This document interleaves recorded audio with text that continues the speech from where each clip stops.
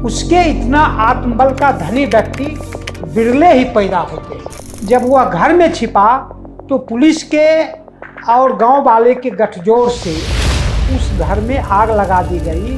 जलती हुई आग में उस आग के तापमान से जल रहा था और जलने के बाद पुलिस अंत में जब उस कोठरी का दरवाज़ा खोला तो वह वैसे स्थिति में भी अपने केहूने के बल पर भागने का प्रयास कर रहा था।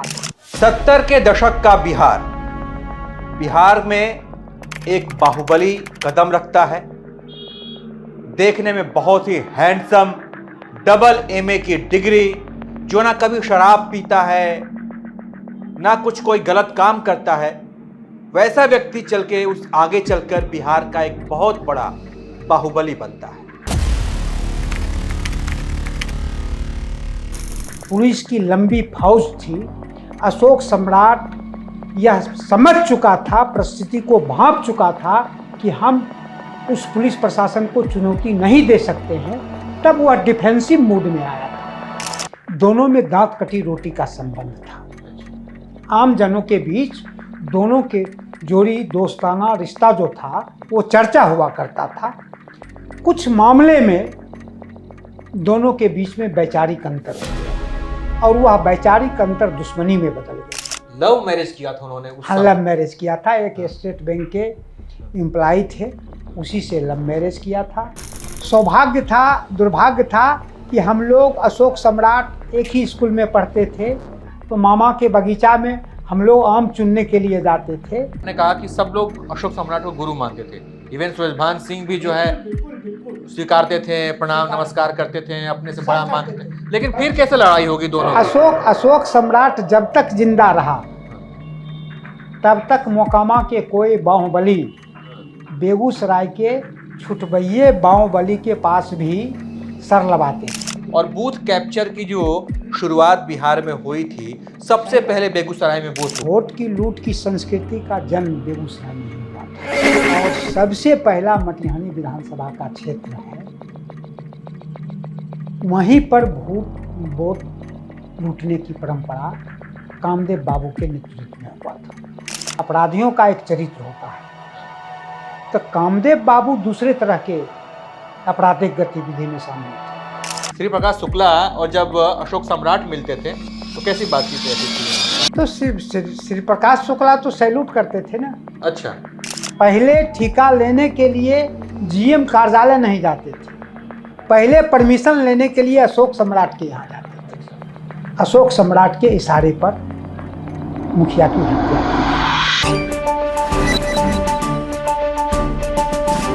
प्रणाम सर। हाँ, प्रणाम गौरव बाबू। बहुत क्या हाल है? बहुत अच्छा, बहुत। आइए देखिए, हमारी जो बस है ये बिहार एक्सप्रेस है, ये पूरा बिहार भर में घूम रही है। तो आज हम बेगूसराय आपके शहर में आए हैं। स्वागत है, हाँ। स्वागत है। आइए स्टूडियो में चलते हैं। आइए।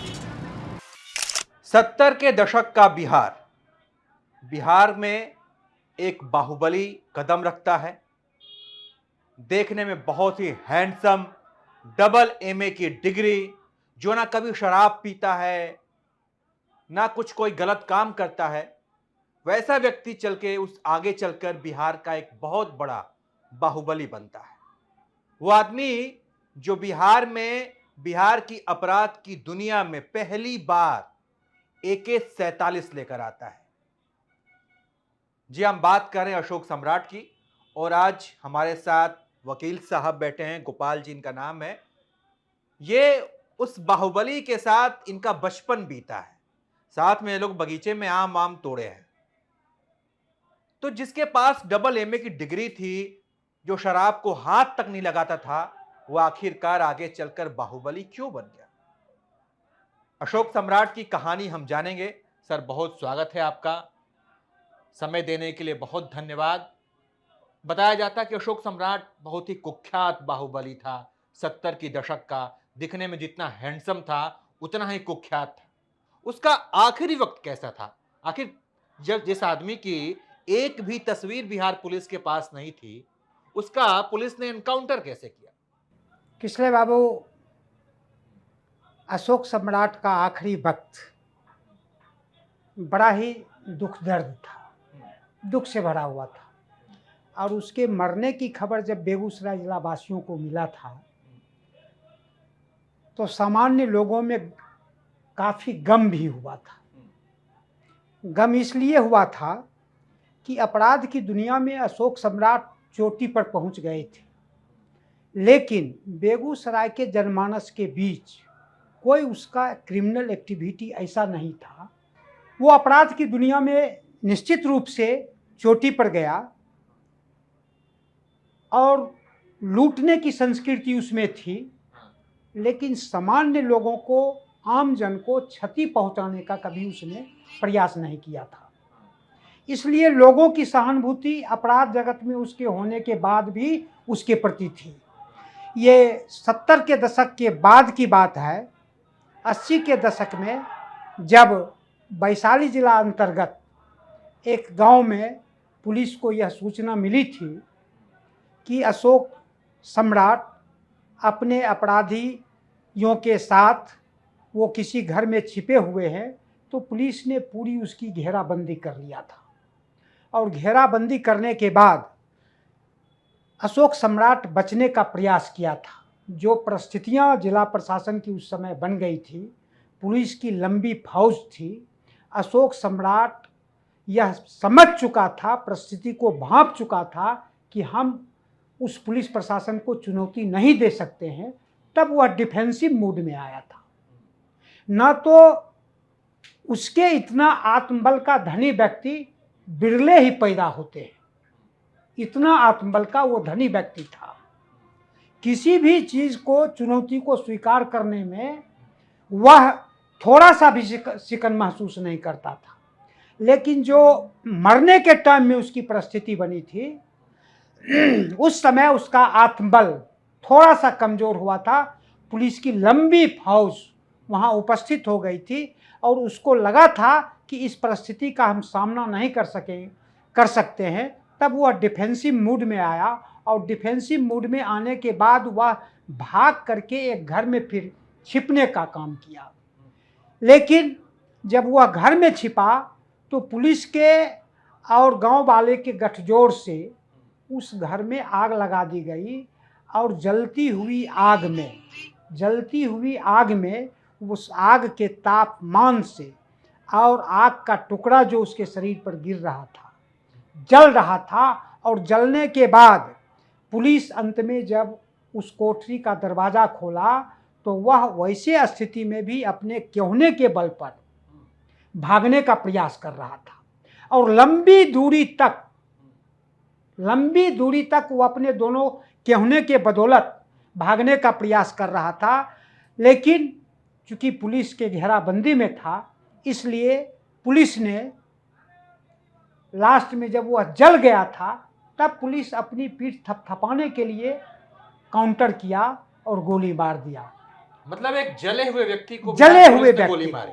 जले हुए व्यक्ति आप बता रहे हैं, मैं विजुअलाइज कर रहा हूँ जी कि एक इसलिए बाहुबली जो हाँ, घर के अंदर छिपा है, उस घर में आग लगा दी जाती है और वो आग की लपटों से जल रहा है, केहूनी के सहारे आगे बढ़ रहा है और पुलिस उस पर गोली मारती है। पूरा फिल्मी सीन टाइप का है ये। बिल्कुल।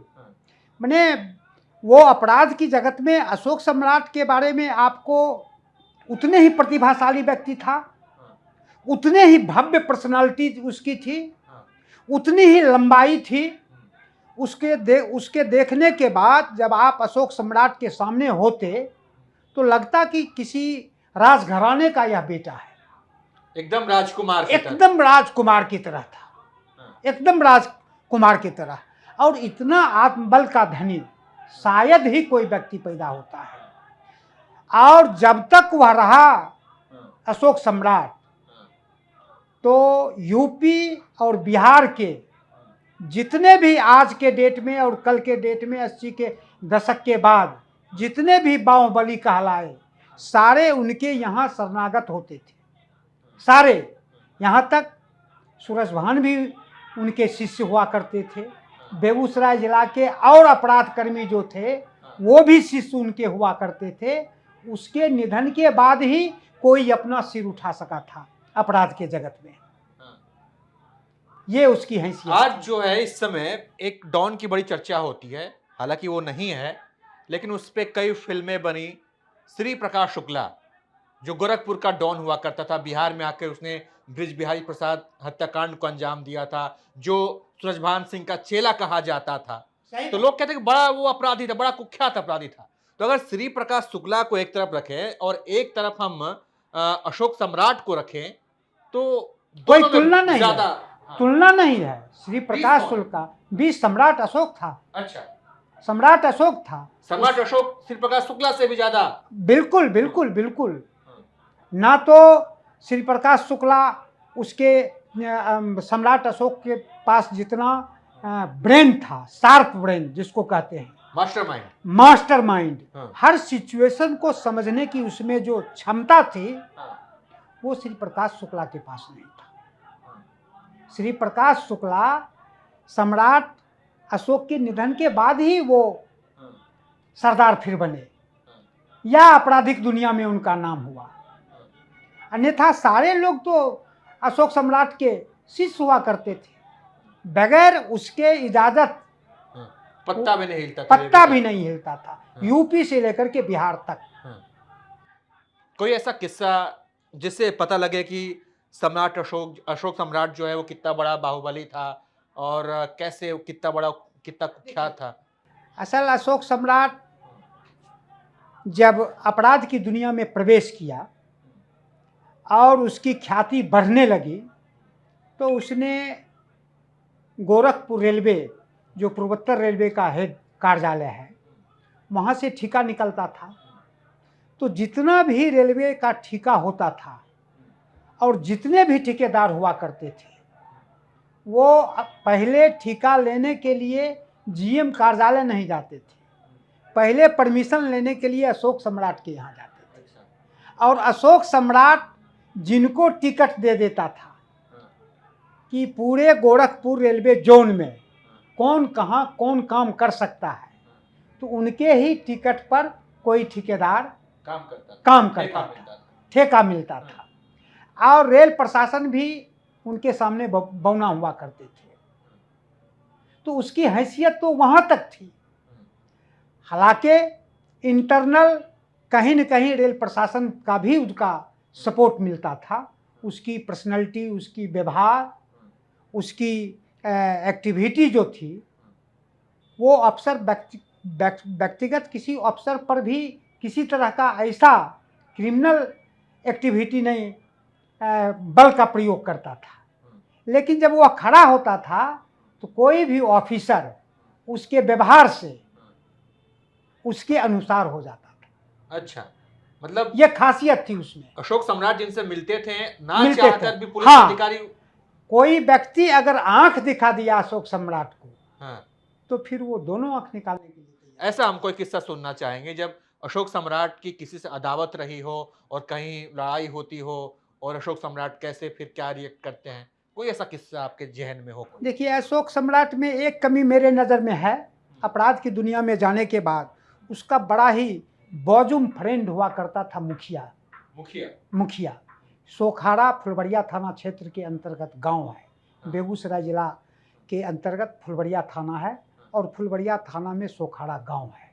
और सोखाड़ा गांव के ही सम्राट अशोक भी वहीं भी पैदा लिए और मुखिया भी उसी के घर के बगल में पैदा लिए थे। दोनों में दांत कटी रोटी का संबंध था। उसकी दोनों की जोड़ी चर्चा उस समय हुआ करता था। आम जनों के बीच दोनों के जोड़ी दोस्ताना रिश्ता जो था वो चर्चा हुआ करता था। कुछ मामले में दोनों के बीच में वैचारिक अंतर हो गया और वह वैचारिक अंतर दुश्मनी में बदल गई। और जब दुश्मनी में बदल गई तो सम्राट अशोक ने अपने उस दांत कटी रोटी जिसके साथ संबंध था मुखिया के साथ, उसकी हत्या करवाने में उन्होंने नाटकीय ढंग से रोल अदा किया। सामने चुनौती देकर के मुखिया की भी उसने हत्या नहीं करवाई। उसने किसी मामले में समझौता करवाने के नाम पर बुलाया और मुखिया निहत्थे वहाँ पहुँचा, और जब निहत्थे वहाँ पहुँचा तब अशोक सम्राट के इशारे पर मुखिया की हत्या की गई। तो वो जब भी लड़ता था ना, तो आमने सामने चुनौती देकर के तो उससे कोई लड़ा नहीं अशोक सम्राट से। और अशोक सम्राट का अगर कोई दुश्मन होता था तो वो भी सामने जाकर के उससे नहीं लड़ता था, वो इशारे में ही किसी की भी हत्या करवा देता था। उसका खौफ इतना था, अपराधियों के बीच इतनी खौफ था कि जब उसके जुरिस्डिक्शन में आ जाता था कोई अपराधी तो उसका संस्कार कम पड़ जाता था, कितना बड़ा बाहुबली होता था। लेकिन अशोक सम्राट के जुरिस्डिक्शन में आने के बाद किसी भी अपराध कर्मी का, किसी भी बाहुबली का बिल्कुल संस्कार मंद हो जाता था उसके सामने, और अपने से वो नहीं मारता था बल्कि अपने गुर्गों के द्वारा उसकी हत्या करवाता था। ऐसा कोई किस्सा जिसमें अशोक सम्राट की एकदम दबंगई झलकती हो, जो बहुत चर्चित किस्सा हो, जिसका लोग बातचीत करते हो यहाँ बेगूसराय की देखिए, जनता? बाद में तो चल करके अशोक सम्राट जब अपराध की दुनिया में धीरे धीरे धीरे अपनी ख्याति प्राप्त करने लगा तो बेगूसराय तो वो छोड़ दिया था। उसका सेंटर कार्यालय बन गया था गोरखपुर। गोरखपुर में ही ज़्यादातर समय रहता था, या फिर दिल्ली में रहता था, या फिर बेगूसराय से बाहर ही रहता था। बेगूसराय में अपराध की दुनिया में प्रवेश करने के बाद, ख्याति पाने के बाद वो बिल्कुल बेगूसराय जिला को छोड़ दिया था। तो इसलिए बहुत सारी घटना बेगूसराय में उसके द्वारा नहीं की गई थी, इसलिए बेगूसराय के लोगों को बहुत अशोक सम्राट के बारे में जानकारी नहीं थी। ये तो सौभाग्य था, दुर्भाग्य था कि हम लोग अशोक सम्राट एक ही स्कूल में पढ़ते थे और हमारा ननिहाल वहाँ पड़ता था। तो मामा के बगीचा में हम लोग आम चुनने के लिए जाते थे, तब उसके साथ आम चुनते थे, तो उसको परखने और समझने का हमको बड़ा नज़दीक से मौका मिला। उसका माइंड हर हमेशा चंचल रहता था, बचपना एकदम चंचल रहता था, और इतना हंसमुख रहता था, कभी भी गमगीन चेहरा उसका नहीं होता था, चेहरे पर कभी गम कभी नहीं झलकता था। और उसके बाद पढ़ने में तो उतना ही प्रतिभाशाली था। पता नहीं उसको ये समझ में आ गया कि अपराध के दुनिया में जाने के बाद ही व्यक्ति ऊंचाई पा सकता है, उसी से समाज में हमारा आदर्श बन सकते हैं। उसके दिमाग में ये बैठ गया था।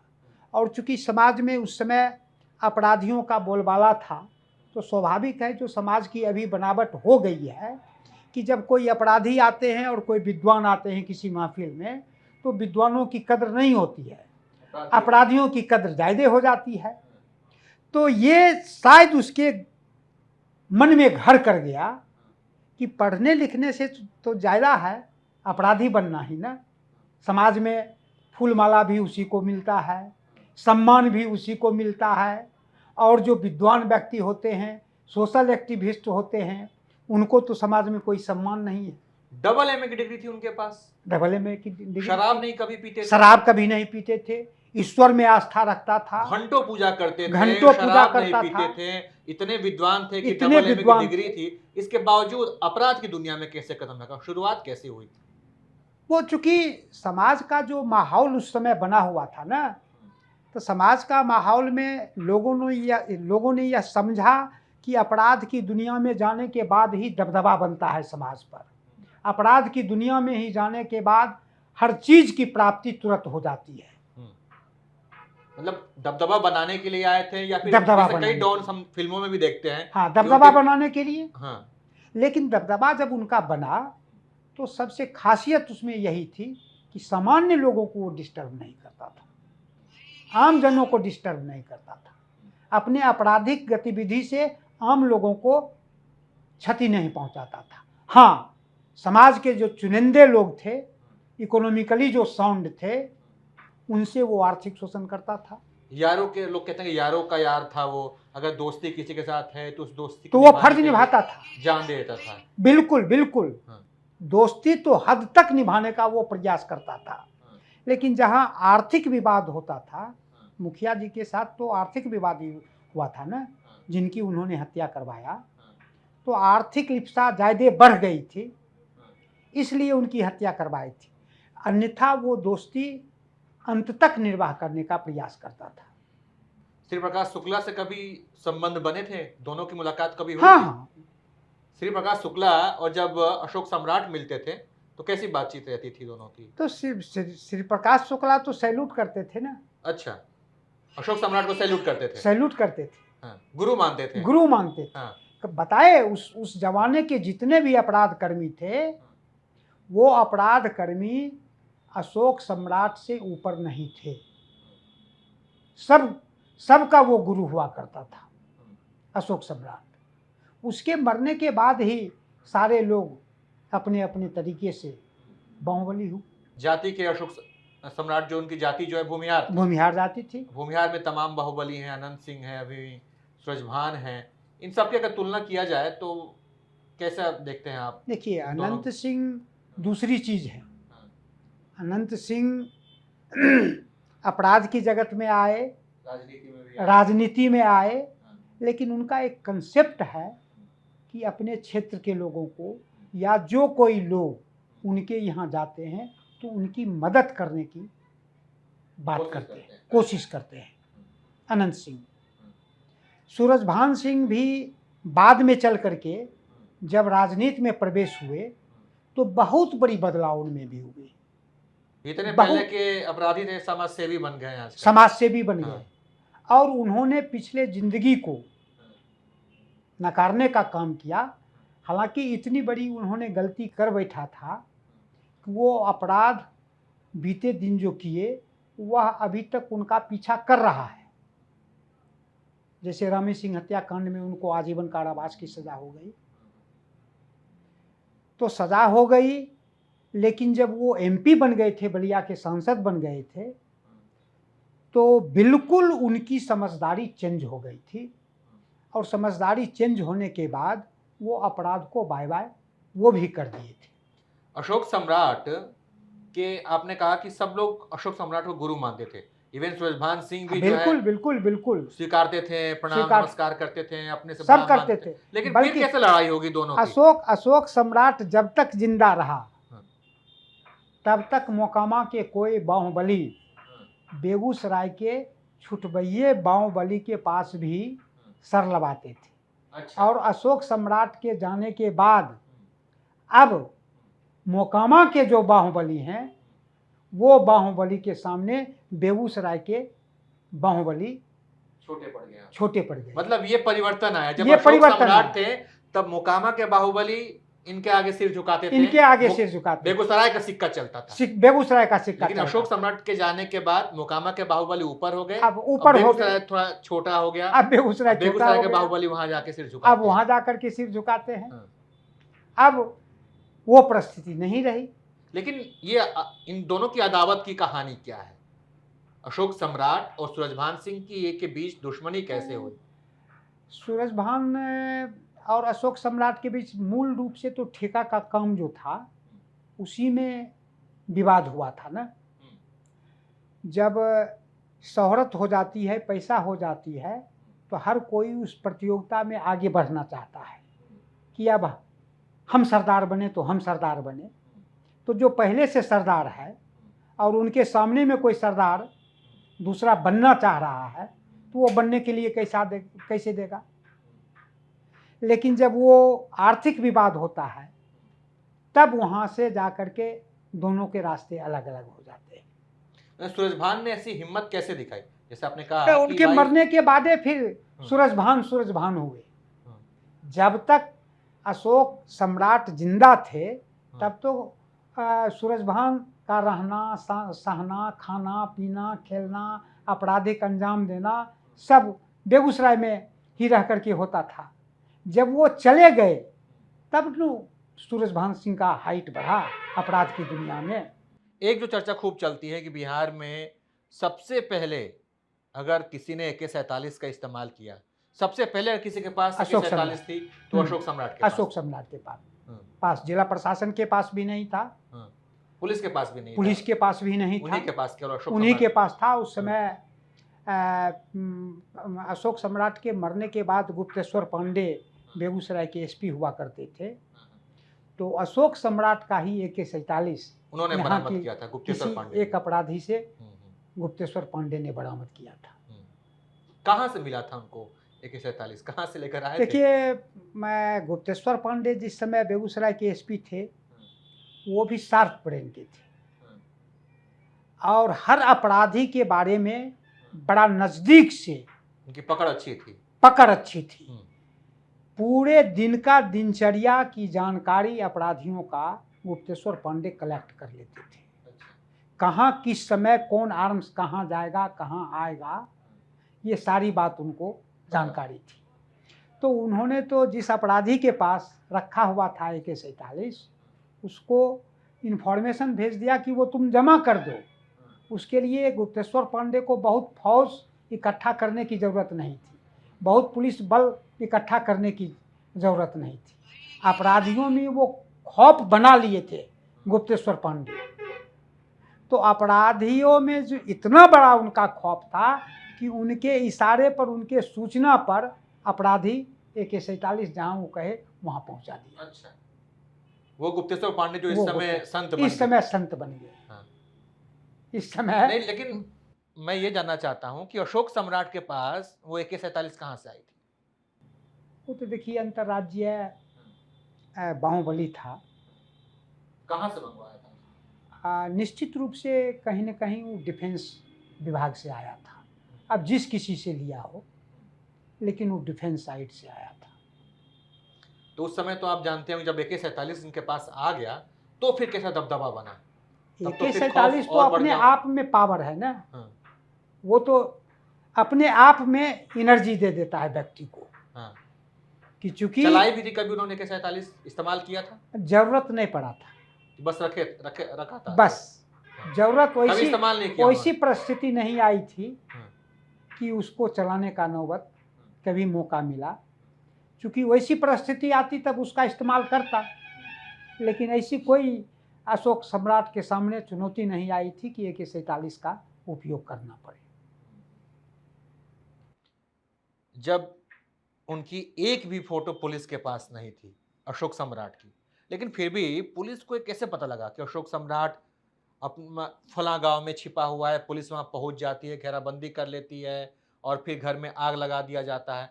ये कहां से मुखबिरी हुई? पुलिस को इसके लिए काफ़ी मशक्कत करना पड़ा और अशोक सम्राट के गैंग के ही कुछ लोगों को पुलिस ने मिलाया। पुलिस ने मिलाने का काम किया हाँ। और उसी के गैंग के लोगों ने अशोक सम्राट के बारे में पल पल की जानकारी देना शुरू किया और तब पुलिस को सही इन्फॉर्मेशन जब मिल गया तब उसने घेराबंदी अशोक सम्राट को किया था। पुलिस पहचानती भी नहीं थी। मतलब अपनों ने ही धोखा दिया है। हाँ, अपनों ने ही धोखा दिया था। हाँ। तो अपराध जगत का ये बेस्ट फार्मूला है ना। हाँ। अपराध जगत में का सबसे बड़ा बेस्ट फार्मूला होता है कि अगर अपना कैबिनेट फूट गया, उसमें दरार आ गई, तो दुश्मन तो खड़ा है। अशोक सम्राट ने कई बार चुनाव लड़ने की कोशिश की, हाँ, कुढ़नी, निर्दलीय मुजफ्फरपुर लड़े भी थे, लेकिन अगर राजनीति में अगर अशोक सम्राट के पैर जम जाते तब तो, फिर तो इस समय क्या तब होता? ये जो अभी राजनीति, बिहार की जो राजनीति आप देख रहे हैं, नीतीश जी की, तेजस्वी जी का, लालू जी का, ये तस्वीर नहीं होता। तब एक अलग तस्वीर राजनीति का होता, लेकिन वो तो रहा ही नहीं। और प्रथम बार मुजफ्फरपुर के कुढ़नी विधानसभा क्षेत्र से खड़ा हुआ था और उस समय के सत्ता पक्ष के लोग भी उसका पीछा कर रहे थे और कुछ दुश्मन लोग भी पीछा कर रहे थे। दुश्मन कौन था? अनफॉर्चुनेट दुश्मन तो अपराध के जगत में ही उसका हुआ था। नहीं, जैसे आपने कहा कि किसी के अंदर हिम्मत नहीं थी, हिम्मत नहीं था, जन सामान्य लोगों में हिम्मत नहीं थी, लेकिन अपराध के जगत में तो उनका था ना। उस समय कौन कौन दुश्मन हुआ करते थे इनके? बाद में चल करके उनका दुश्मन तो बाद में यूपी के भी हुए, बिहार के भी हुए थे। कुछ बड़े चेहरे अब वो चेहरे रहे नहीं, वो भी चेहरे हमारे जिला के चले गए। सूरजभान ने भी कभी कोशिश की कि इनको मरवा के जाए? सूरजभान नहीं कोशिश किया। सूरजभान ने कभी अशोक को मरवाने की कोशिश नहीं तो की? मर गया। उसके बाद तो बेचारा वो अपने बहुत बड़े अपराधी हो गए। लव मैरिज किया था उन्होंने उस हाँ, समय। लव मैरिज किया था। एक स्टेट बैंक के एम्प्लॉय थे उसी से लव मैरिज किया था और इंटायर प्रॉपर्टी जीवन में उसी के नाम से अर्जित कर लिया था। शादी में बड़े राजनीति के धुरंधर पहुंचे थे, छुप के पहुंचे थे। हाँ शादी हाँ, कैसे हुई थी अशोक सम्राट की? वो तो दिल्ली में ही शादी किए थे। हाँ, रिसेप्शन यहाँ हुआ था बेगूसराय में। हाँ, रिसेप्शन हुआ था तो बिहार प्रदेश के जो चुनिंदे लीडर थे, हाँ, जो लीडिंग पर्सनालिटी थे, सारे लोग आए थे उस रिसेप्शन में। और सम्राट अशोक की प्रशंसा के बजाय उनकी लवर जो थी, उनकी प्रशंसा में सब लोग लग गए थे। हाँ, कि वो बड़ी अच्छी पत्नी बड़ी है। अच्छी पत्नी है, हाँ। बड़ी अच्छी पत्नी है। हाँ। फिर उसके बाद तो फिर वो भी अपना दिल्ली में रहा करती थी, हाँ, उनकी वाइफ। वो भी हैं कि नहीं यहाँ है उनकी अब पत्नी? ये नहीं कह सकते हैं हम लोग, हाँ, उनके क्योंकि निधन के अब बाद। हाँ काल कलवित हो गए। अब इतिहास में उनके नाम पर भी परत पड़ गया, क्योंकि बहुत बड़ा सामाजिक और सोशल वर्कर नहीं थे जो लोग उनका नाम याद रखेगा, लेकिन इतिहास के अपराध के जगत में इतिहास में वो आए थे, इसलिए हम लोग इतना जानते हैं। कोई और चर्चित किस्सा आपके पास हो, मुठभेड़ का या आमने सामने गैंग वॉर का, नहीं, ऐसा बेगूसराय में या बाहर का कोई किस्सा? बाहर का तो आंखों देखा हम लोग नहीं बता सकते हैं। हाँ, सुनी सुनाई हुई बात कोई है। वही प्रचलित किस्सा कुछ? सुनी सुनाई हुई बात है कि वही गोरखपुर जीएम ऑफिस के पास कोई यूपी का ही बाहुबली था जो चुनौती देने का सामना किया था, हिम्मत किया था, लेकिन जीएम कार्यालय के पास ही उसको सम्राट अशोक ने ढेर करवा दिया। खुद मारा या किसी से मरवाया? नहीं, मरवा दिया। उसके पास तो इतना फौज था हाँ। कि उसको कहने की जरूरत नहीं, उसके आंख का इशारा होता था।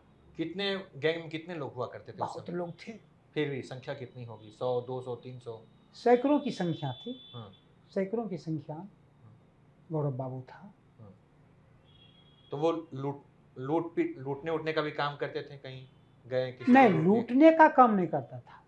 वही था कि उनका कमीशन फिक्स था, हर जगह से हर रंगदारी जगह वसूली से होती थी। आता था, वही अच्छी आमदनी थी। वो किसी के साथ मारपीट करके लूट खसोट करना, हत्या करना संपत्ति के लिए, ये काम नहीं करता था। अच्छा, जब हम बेगूसराय में बैठे हैं तो एक बात बेगूसराय की भी कर लेते हैं।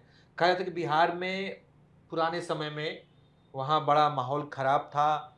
चुनाव के समय, मतदान के समय बूथ कैप्चर कर लिया जाता बिल्कुल था। बिल्कुल और बिल्कुल, बूथ कैप्चर की जो शुरुआत बिहार में हुई थी, सबसे सही बात। पहले बेगूसराय में बूथ लूटा गौरव गया बाबू, था। सही बात आपका कहना है।